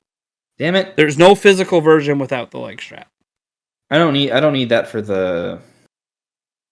It's fine. And the thing is, it only works with a mini game thing at launch, anyways. It'll eventually work in the full soccer game mode. We're gonna get to play test this weekend. Oh God, I'm so busy. I'm at least gonna be able to play it on Sunday. We get to play test it, but not talk about it, not show it, not reveal anything about it. It just never happened. What? Shh. Did you read the restrictions? The restrictions are so bad on this. We can't show anything. It's like we didn't do it. Isn't it a public thing? It is public. You have to register, but anyone can register. Nobody's denied. And upon registration, you agree that you will not share any screenshots, any video clips. You will not live stream it. It's like you didn't play it. You can talk about it, though, right? I mean, I don't know how they could stop you from that. By the way, how are they going to stop? There's going to be video clips and screenshot thing happening. I still haven't applied. You guys know this thing's blowing up. This thing's going to blow up all weekend, guys. Nintendo's legalese to try to stop this isn't going to work. It's going to get shared like crazy because this isn't a private beta. This is a public playtest. What are they? I don't know what they're thinking. The only thing I can think is this isn't going to go well. And because it's not going to go well, we really don't want people sharing how well it's not going to go. That's the only trepidation I have. You know what it might be? It's because motion controls, people screw it up. So? That's... Okay, we've been doing it since Wii. I don't know. I don't care. I think it's going to be great. I'm not worried. It's going to be awesome. I'm going to love it. Everyone who says otherwise I just think it's a funny... It's funny that it is weird. On a public I think it just might be a also, by the way, fun note about the quality. Hey, it's not the only game we get to test for free this weekend. MLB The Show has its free beta this weekend as well. And one note about that beta: one, they're really upfront about what it's about. It's about testing all these technical aspects of crossplay and online everything. They're not hiding the Switch version, guys. You can play MLB The Show 22 on Switch this weekend for free. You can actually download it right now. The free stuff starts tomorrow. Here's what I like about the way they're handling it, though. They're not going. You can only play it between these set hours. That's what's happening with Nintendo Switch Sports. You can only play it during these set hours with the excuse we want to stress the servers. MLB The Show is like, we're going to be realistic about this. How would you play this game on a weekend? That's how we want to test our servers. We don't want to test it by forcing everyone into a window that's really, really unrealistic because that's not how people would play games. They won't just, there's this one hour you get to play, so yeah, of course your servers are going to be slammed. But they wouldn't be as slammed if they were just casually playing the game over the course of a weekend. So that's the way they're handling it. I don't know that Nintendo... I mean, Nintendo would know. They've been doing these little test runs with like Splatoon and other games for a while, test fires. They must get some sort of useful data out of it. I don't know, because every game they've test fired has had issues with online. So I don't know what kind of useful data they're getting out of it. But maybe this is all running on their new servers. So maybe they got to get new data for their new servers. I don't know. All I know is you get to play it for free this weekend. And bowling's part of it. And I think that's going to be one of the most popular games yet again. Especially if they allow you to do the tournament mode that they talked about. I don't know that you'll be able to do that this weekend, but it would be cool if you could. Because that's the thing I'm most excited about. Especially if I can line up tournaments and play it with all of you guys on a live stream. I think that would be a lot of fun. So we'll see what they let us do this weekend. And I do apologize if I don't get to play it this weekend, so I can't talk about it much on next week's podcast. I'm sorry. I'm gonna try to play it because I don't need my setup to play it. You just have a Switch and you just play the damn thing. But I might be too exhausted. Unless everyone watching, you want to come over to my house and help me gut it and rip out all the carpets and install flooring, right? That's what you want to spend your weekend doing. You don't want to play Nintendo Switch Sports. You want to help out good old Nintendo Prime with some manual labor. Yeah, so I don't know if I'll get a chance to play either of those games. All right, quickly, we did have a $10 super chat way earlier. I saw it from Nintendo Academy, but I missed what it said. It said, feeling old, you're going to be doing Nintendo Academy into your 90s. I don't know that I'll be doing this into my 90s, but if I still am and I still have the energy and I somehow can make content people want to watch, more power to me, I guess. I don't think I'll be doing this into my 90s. Stopping. Like I can't see. It's hard for me to foresee a time that I don't, but I will say this.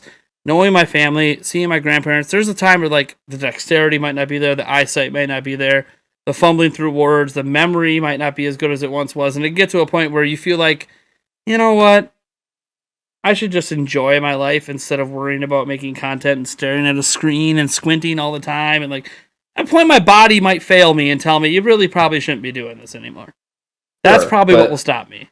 I don't know. Technology may improve with that, may facilitate those things, right? Because I don't know. Eventually, they'll give me fake eyeballs that give me like 2010 vision, and next thing you know, I'm a cyborg that's living until I'm 200. And anyways, Taker610 did a $5 super chat as well. Saying Switch 2 can launch anytime if the OG Switch continues on well into Switch's 2 lifespan. Breath of the Wild 2 and Prime 4 are major cross-gen launch titles.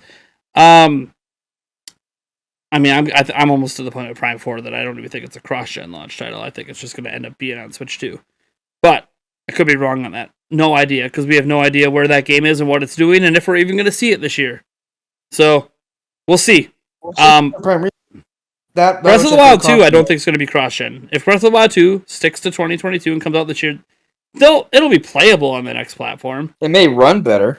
Yeah, it may run better. They may re-release it with all the DLC packed in with it, but like it's not going to be considered a cross-gen. Just like we don't consider 3D World a cross-gen. It'll just be they'll repackage it with something and re-release it. Maybe you can backwards compatible play the old one, but it won't be.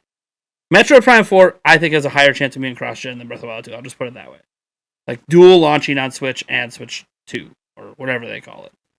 But we'll see. Or at least like a 4K update. For that. Sure, I would love 4K updates for all the games if it's full backwards compatible. I would love if they did like a DLSS 4K update or something. But yeah. All right, well that's gonna do it. Thank you guys for tuning in. Both of us wanted this podcast to end like an hour ago, but then we had tech issues and all that stuff. So it is what it is. You guys are awesome. When we always talk more than we should. Yeah, and we both have so much going on. It's insane. So thank you guys for tuning in. I do appreciate all the support tonight. Hopefully you guys enjoyed the show. Sorry about all the audio issues. I especially apologize to anyone who listens to this on Spotify. If you're listening now, I deeply apologize that there are entire sections that you couldn't hear anything and it sounded like no one was talking and it was really weird. Again, this is part of the reason the new studio is being built to deal with this, and I need to find out if the audio issue is this box, and I'm going to be figuring this out if I need to replace this box over the next week. So this never happens again. Because the way the audio is set up now, according to the company, and I called them on the phone, it should work perfectly with no issues, and we keep having issues. So first thing I'm going to do is take it off the extenders. See what happens. Because I think the extenders are affecting signal integrity. So, by the way, when it cuts out, it doesn't cut out for them. They can still hear you. It only cuts out for me. That's why it's like a signal thing. It's like it's still, the signal's still happening to the computer, but it stops somewhere in the box. And then when I reset it, it comes back. So, all right. Well, thank you guys so much for tuning in. Go subscribe to Andre's Restart. He's amazing. He makes great content. He just had a Breath of the Wild video pop off like yesterday or the day before. Go enjoy his channel. He makes excellent content. If you love in-depth analyzation and speculation, he is. You just heard him at the very beginning of the cast do it with Xenoblade. He's got lots of that floating in his head. It makes for a great show. Plus, he's got his own podcast as well that he does it on with other guests. Just had Player Essence on your last show. Yeah. It was good. It was nice skit. I can't even get him to pop on my show. Player Essence, you bastard. You watch every live stream I do and never come on my channel. You haven't come on my channel in over 2 years. And yet you've been invited to several. It's okay. I don't hold these sour grapes. We're all busy as hell. So, all right, guys. Peace out. Catch you in the next episode, which should be with a new set. If not, it'll be me with a laptop in my kitchen. Not too different from what I'm doing now. Pretty much. All right, guys. Yeah. Catch you later.